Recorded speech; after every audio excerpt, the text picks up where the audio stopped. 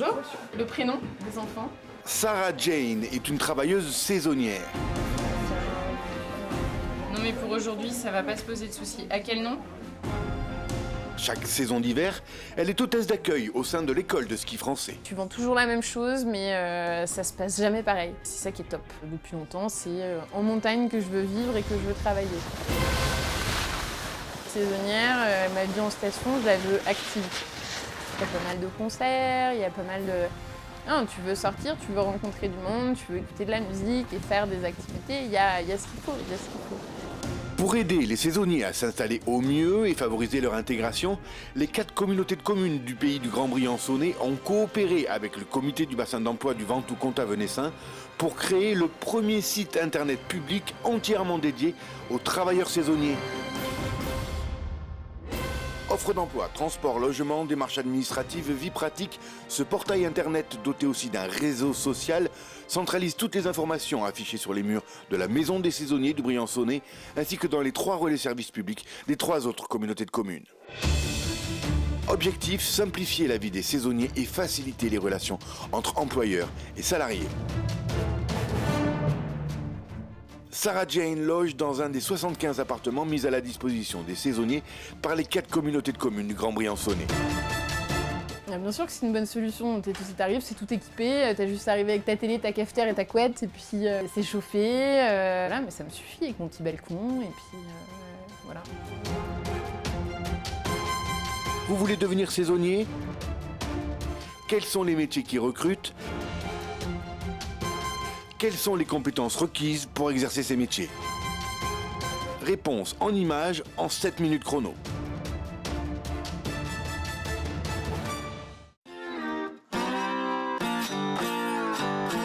Dans les 4 communautés de communes du Grand Briançonnais, c'est le domaine de la restauration qui emploie le plus de travailleurs saisonniers chaque hiver. Cuisiniers, commis de cuisine, serveurs, avec un maître mot, polyvalence. J'embauche environ 18 personnes sur la saison, que des saisonniers. On recherche à peu près la moitié, entre 8 et 10 personnes tous les ans. Pour la plupart des postes, on est ouvert à une formation au sein de l'entreprise. Il faut que la personne soit motivée, soit souriante. On est vraiment exigeant sur l'accueil de nos clientèles. La principale qualité, la fiabilité. Quelqu'un sur qui on peut compter, qui le jour où il doit travailler est là à l'heure. Ça nécessite une endurance, surtout une bonne gestion d'énergie. C'est vrai que c'est mieux quand même de parler anglais, c'est un plus. C'est un vrai métier et ça c'est un petit peu ce qu'on oublie.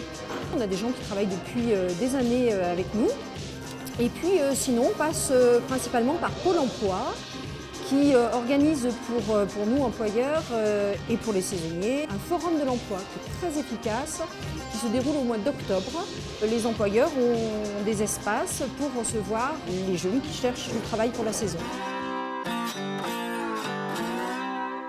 La polyvalence est également une des principales qualités demandées aux employés embauchés l'hiver dans le domaine de l'hôtellerie. On est 3 nous à l'année et on emploie donc entre 4 et 5 personnes en saison. Surtout des postes donc, de ménage, plonge et service en salle. Les personnes qui viennent peuvent faire soit 2 de ces postes, soit certaines en font 3. C'est souvent polyvalent, justement. On attend qu'ils soient, on va dire, consciencieux, observateurs, qu'ils observent bien les choses à faire, notamment aussi un bon contact avec la clientèle, parce qu'on trouve notamment pour tout ce qui est service, puisque là, il y a le contact, on est une maison où on essaie que l'accueil soit convivial.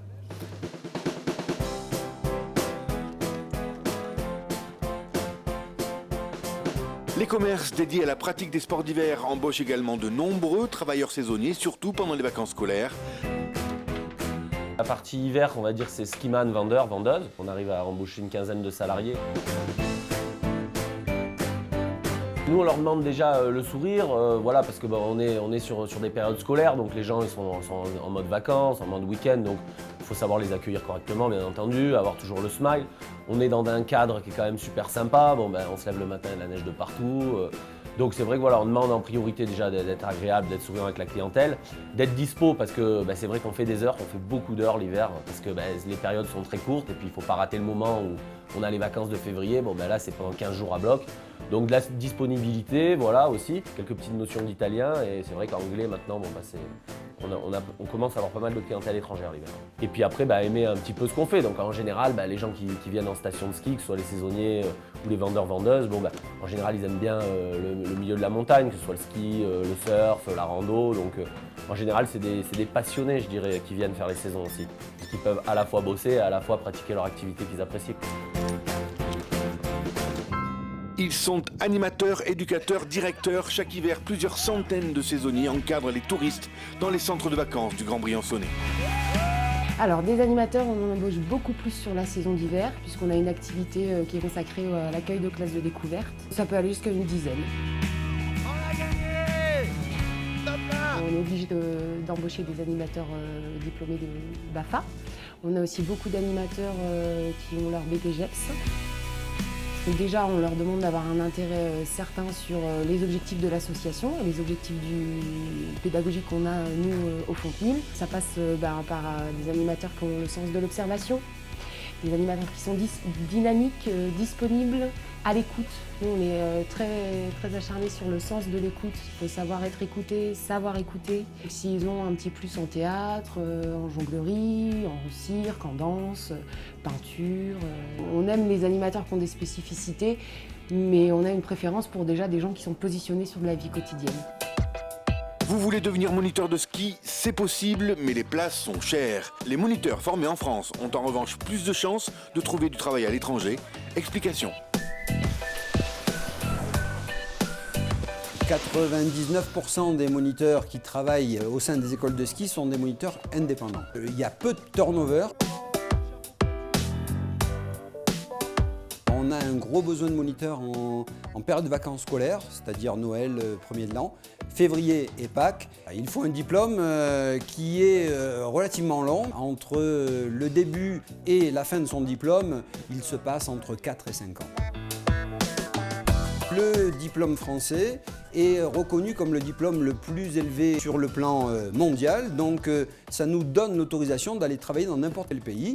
Il y a certains moniteurs qui l'été se déplacent sur la Nouvelle-Zélande, sur l'Argentine, sur l'Australie. C'est un métier de relations publiques, donc la première des qualités, c'est d'avoir un bon contact et un bon relationnel avec la clientèle. C'est un prérequis pour être moniteur. C'est que celle-ci, avec la fonte de neige, elle a pris un peu du dévers. Un moniteur qui ne parle pas anglais, qui ne fait pas de snowboard, aujourd'hui c'est un moniteur qui travaille très peu.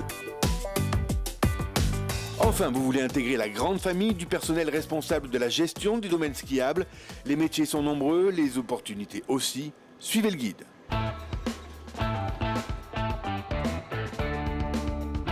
Oui, c'est possible de travailler dans la remontée mécanique. L'exploitation, en tout cas du Kera aujourd'hui, offre à peu près 120 emplois saisonniers sur la saison, qui sont déjà en partie pourvus. Il existe encore quelques postes chaque année à renouveler. Il y a à peu près 10% de turnover sur nos effectifs. Donc ça fait à peu près entre 10 et 20 personnes qu'il nous faut recruter chaque année sur différents métiers, des métiers techniques, donc les métiers administratifs. On a la chance d'avoir plus de CV malheureusement que d'offres disponibles, et en tout cas ensuite on fait notre choix en fonction de la motivation des candidats, de son expérience, de ses diplômes et de son envie de s'installer durablement dans le territoire. Il faut savoir que notre convention collective aujourd'hui permet de pérenniser les saisons d'une année sur l'autre et de reconnaître, on va dire, la saisonnalité comme des contrats successifs quasi obligatoires. Donc il y a chez nous la volonté de pérenniser les emplois. Vous êtes un travailleur saisonnier, vous pouvez trouver aussi pendant l'été de nombreuses opportunités d'embauche sur le territoire des 4 communautés de communes du Grand Briançonnais. Pour toutes les informations d'offres d'emploi, transport, logement, rendez-vous sur le site internet www.espritsaison.jobs. À découvrir les très nombreuses formations aux métiers montagne, eau vive et pleine nature. Vous retrouverez également toutes les opportunités d'embauche dans le Ventoux Contavenessin. À voir en vidéo l'expérience de Benjamin, photographe professionnel sur les pentes du Mont Ventoux.